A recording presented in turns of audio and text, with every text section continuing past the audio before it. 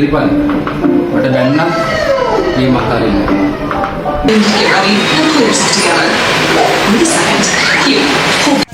ඔන්න එහෙනම් අද බලමු මගේ අතින්ම මෙයාව ලස්සනට මොඩිෆයි කරලා ගත්ත විදිය. මේ බයිසිකලේ මම Facebook එකේ දැකලා මට ලොකු අදහසක් ආවා බයිසිකලේ ගැන. මොකද WR450 එකට මම මාරම ආසයි. පිකප් අතින් උපරිම සුපිරි උස කෙට්ටු බයික් එකක් තමයි.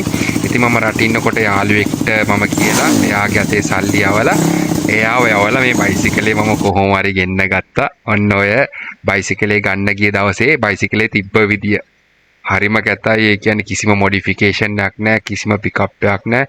මාරම කන්ඩිෂන් කරලා අන්තිමට ගත්තා. මාරම සතුටුයි. ඔයගොල්ලෝම බලන්න වීඩියෝ එක. ගේ එක දෙක කරලා අඩි කරලා වනසලා වේර ලෙවල් ගාගෙන බයික් හදනවා. ඕගොල්ලොම පොඩ්ඩක් මම බයිසිකලේ ගේදී තිබ්බ කන්ඩිෂන් එකයි ඊට පස්සේ මම මොඩිෆයි කරලා අප්ග්‍රේඩ් කරපු පාර්ට්ස් මොනවාද කියලා කමෙන්ට් එකේ දාන්න. අපි බලමු කවුද හරියට ඔක්කොම කියන්නේ කියලා. මේකේ ඩිජිටල් මීටර්ස් පවා දැම්ම මම, චේන් ගාඩ්, එතකොට මිරර් ක්ලච් කවර්ස් දැම්මා, ෆුට් රෙස්ට් දැම්මා, හෑන්ඩ් ග්‍රිප් දැම්මා. මම ඕනේ ටිකයි කිව්වේ. අපි බලමු කවුද හරියටම කියන්නේ කියලා. ඔක්කොම මොඩිෆිකේෂන්ස් ටික හරිද?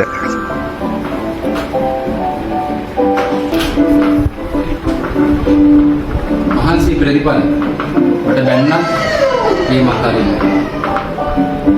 It looks so sweet. I love it. දැන් බලන්න.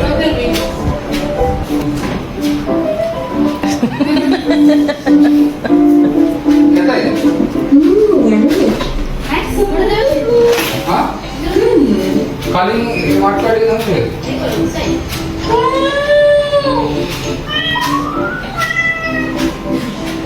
අද ඉවරයි. මේක පස්සේ. මේක දාන්න නේ. දස්.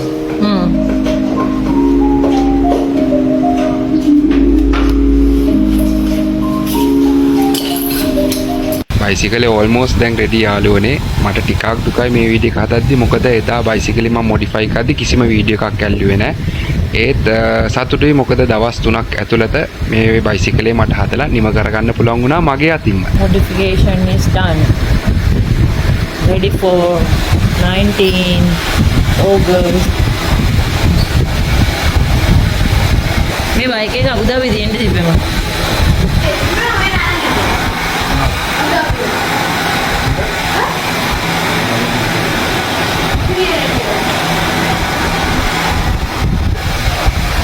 Superior. Hard work.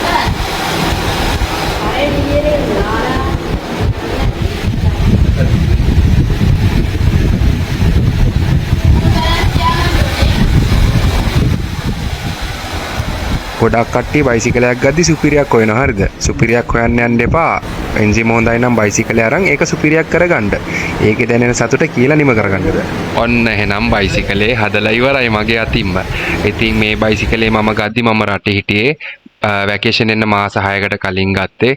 ඉතින් මට රැට නිින්ද යන්නේ හැමදාම මේකට මම පාර්ට්ස් ගොඩාක් ඔන්ලයින් එකකින් ඕඩර් කරලා තිබ්බා.